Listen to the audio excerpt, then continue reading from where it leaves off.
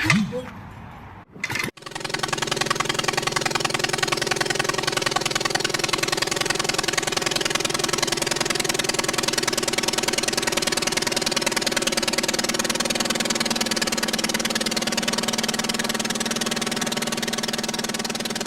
to ADCO Aviation. On the 26th video, we discussed our fuel tank options due to having folding wings. I was able to get my hardware order placed with Aircraft Spruce nearly $200 later, and I'm able to move forward to my build. Today, I thought it may be a good time to discuss choosing correct hardware. Most probably know this, but I thought it worth mentioning here. First off, if you're an EAA member, there are hundreds of videos that can be so useful. It's great lunchtime watching if you haven't made the retirement move yet, like me. And they have several videos just about aircraft hardware. So back to our build. We want to use AN hardware only. Let me repeat that. AN hardware only. Yes, I know it's more expensive. I just spent basically $200 for most of the hardware needed for the Legal Eagle XL. But we don't want to risk our lives on some grade 2 bolt that is probably made from recycled refrigerators or cars. They will snap in two, and probably when we don't really want them to, if you know what I'm saying. So AN hardware only. Briefly, let's discuss some of the important nomenclature you'll need to know about AN hardware. Let's take an AN3-14 bolt for example. The first number is the bolt shank diameter in 1/16 of an inch increments. So an AN3 is a 3/16 inch bolt. An AN4 would be a 4/16 or reduced down to a 1/4 inch bolt.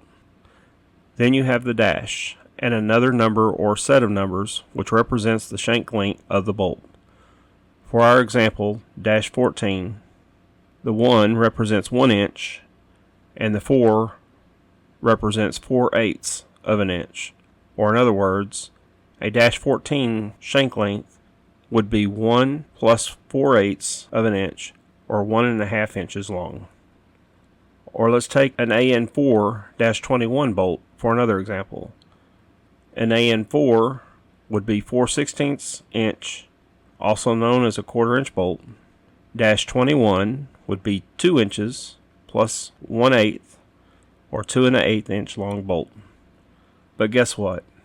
The overall length doesn't really matter near as much as the grip length. But we order AN3 or 4 dash something bolts, so I thought you should know. So why is the grip length most important, you ask?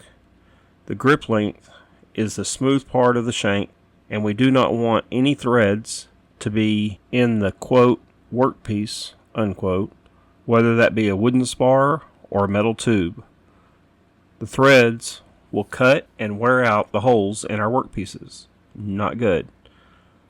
So we'll order the bolt based off the width of the workpiece or the grip length, and then we'll use washers.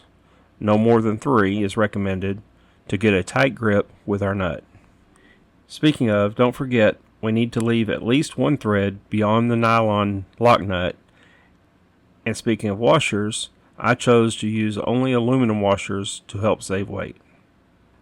I needed to go through those basic terms to say this. I put together a spreadsheet that had the dash number and the grip length. By the way, this sheet is one of the tabs on my material list spreadsheet that many of you have asked for. Anyways, I printed this list out and took it to the plane.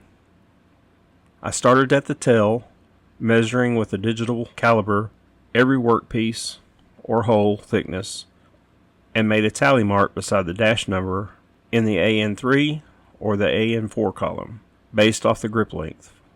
For example, if I had a 3/16 inch hole through a tube that measured 0.6 inches, I'd put a tally mark beside the dash 10.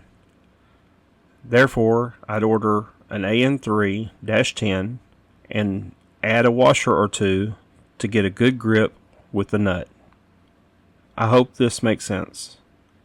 So again, started with the tail and went to the nose, collecting all the needed information to place the order with Aircraft Spruce. Hopefully, if all goes as planned, this next video will discuss firewall and rigging of the fuse. Hopefully we'll discuss making up those cables and a few tips and tricks with these. I know some of these videos might be boring to some, and for that I apologize. My intention, if the Lord allows me to follow through, is to be the first Legal Eagler to document the entire process from building to flying and everything in between. And some parts of the build aren't too terribly exciting. But then again, some of this information I wished I'd seen before I dove into that part of the project. I know some builders made videos of just their wing build, and then we've heard nothing else from them for years. Or some just built the fuselage. And don't get me wrong, I learned a lot from each of these documented videos. Then there are those that mainly have just flying videos, and I love to watch those. They keep me motivated to finish. But I just want you to know that if this dumb country boy can do this, you can too.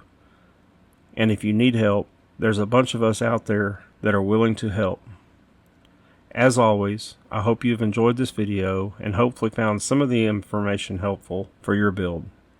And if you're on the fence about starting a Legal Eagle build, hopefully I've shown you just how easy it can be.